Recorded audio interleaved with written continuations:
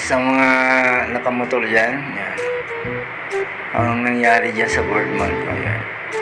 Ang haba ng pako, ayan, naku po.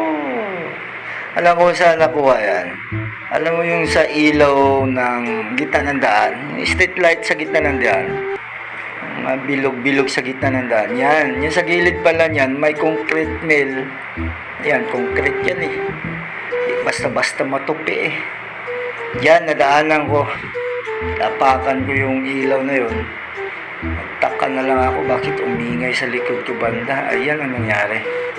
Kaya sa mga nagmumotor dyan, iwasan nyo yung ilaw. Huwag nyo talaga yung apakan dyan sa gitna ng daan. Yan na pala sa akin ng umaga.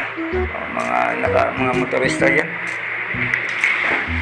Kasi biyak na yung napakan ko eh. Kaya yun, sumabit yung concrete nail yan.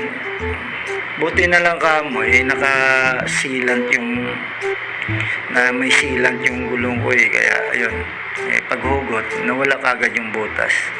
Yun nga, damage ng motor mo kasi mahaba yung mahaba yung pako na yan. Super haba.